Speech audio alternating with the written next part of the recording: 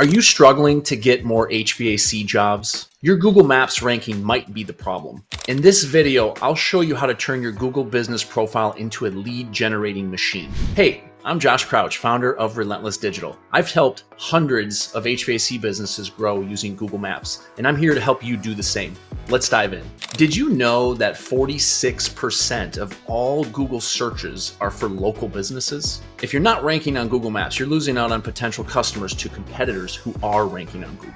All right, so the first step is going to be claiming and verifying your listing. So in order to do that, you want to go to business.google.com/ad and you want to type in your business name.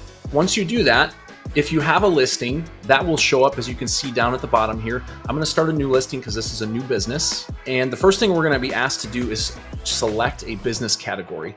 Now this can be changed later. So just if you want to start by typing in HVAC, air conditioning, you'll see a bunch of things from the drop-down list here. As you can see, choose the one that's most relevant to your business. If your business works out of your home, you're going to want to select no, or that you don't want customers to come visit. However, keep this in mind.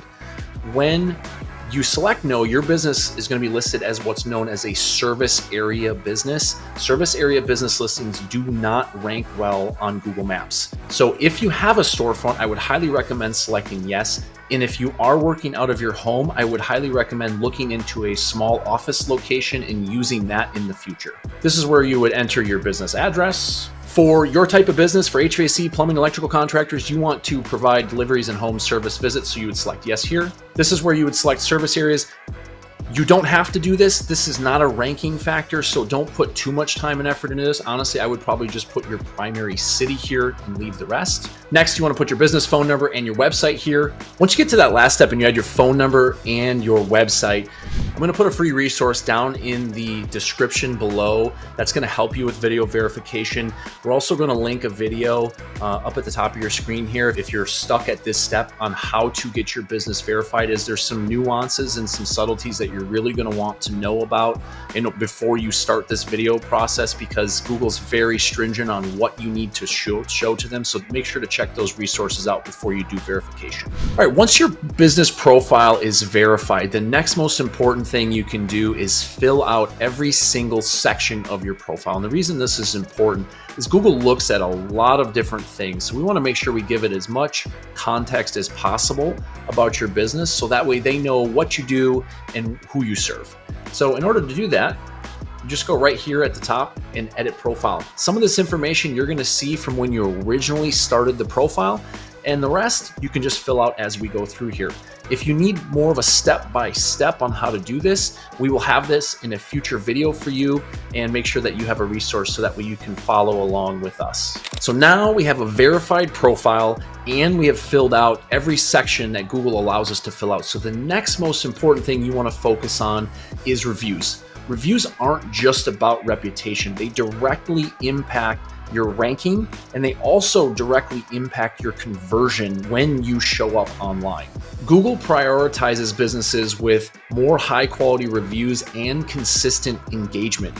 If you've ever looked up a business online, you'll notice that businesses with lengthy reviews or reviews with pictures show up as most relevant at the top. So it's very important that you take care of your customers. You ask them early and often to get those reviews. And ideally, if you have job pictures that you can send to them, prompt your customer to put that picture in the review, as those will show up at the top.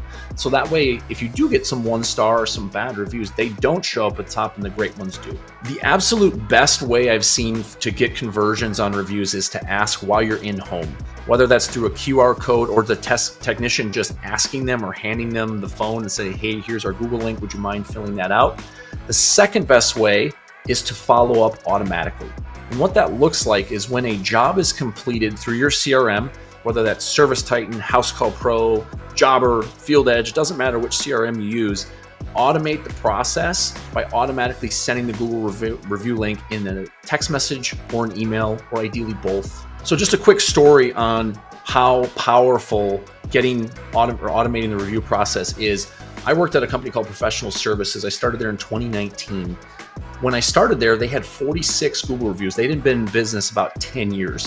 One of the first things I did was I took their CRM, which was Field Edge at the time, and I automated the process. So every time a job was completed, whether it was an estimate or whether it was a job where we actually did service or a new installation, we automated the process. In 2 years' time, we went from 46 Google reviews to over 600 Google reviews. And all we did was automate the process. Our techs were not even asking in home.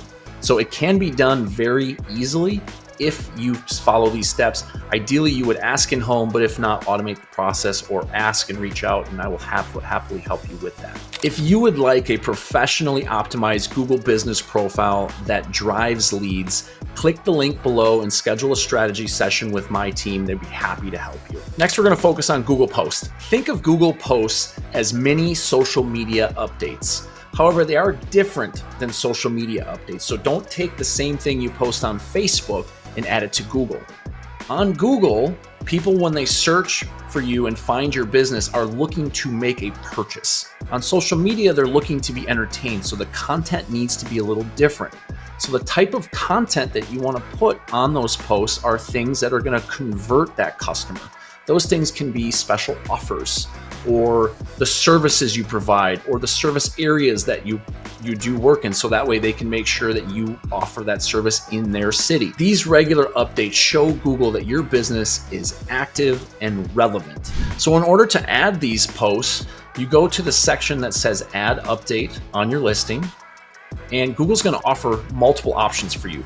Now, if you want to create an offer post, let's say 10% off of service, you would do that here. If you have an event, maybe you're doing something special in the local community, that's where you would do this here. And if you want to add a regular update of we offer XYZ services, come check us out, something very similar to that, you would put that here. Most importantly, you really want to add images. Google has their own AI tools. The first one that they had way before ChatGPT and Gemini was called Vision AI. And actually, if you go to cloud.google.com/vision, you can actually put in photos of yours, and Google's going to tell you what they see from a singular photo. Now, with enhancements of Gemini and some of the other tools available, Google's even better at understanding the difference between these images. So you're giving Google, again, more relevance, more context about your business by putting these things in there.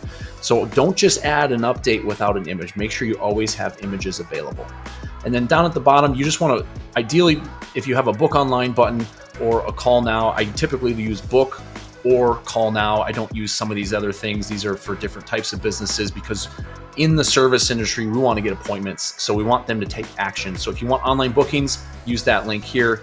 If you want phone calls, use call now for these posts. Next, we want to focus on backlinks and citations. What does that mean? What are backlinks? What are citations? There's a lot of misconception about those things. Backlinks are simply another website that links back to your website. Google trusts businesses with consistent online mentions. If your business name, address, and phone number are not consistent across the web, Google may not rank you or may not be able to understand your business. So your action step here, now that you're listed on Google, is to get listed on other business websites. I have a list of the most important directories and business citations for you. I'm going to drop that down in the description below so that way you can use that. Think of these things as some of the sites that you see regularly when you search: Yelp, Angie, Home Advisor, The Best Rated, Expertise.com, Thumbtack, etc. There's a lot of them. This directory list that I'm going to share with you has over 150 different sites, and those are just the national ones. You're also going to want to try to search for local business directories and state business directories, because those are more relevant to you. And then on top of that, there's also niche citation and directory sites that are focused on plumbing, HVAC, and electrical companies that you're going to want to get listed on as well. This is something that a company like ours can help you with. Otherwise, you can definitely hire a VA and have that person fill this stuff out for you on over 150 sites. And now tell me, what's your biggest challenge with Google Maps? Drop a comment below and I will personally reply and help you out with any challenge that you're currently having. Now that you know how to optimize your Google Maps listing, let's take this to the next level. Click the video on your screen right now for advanced ranking strategies.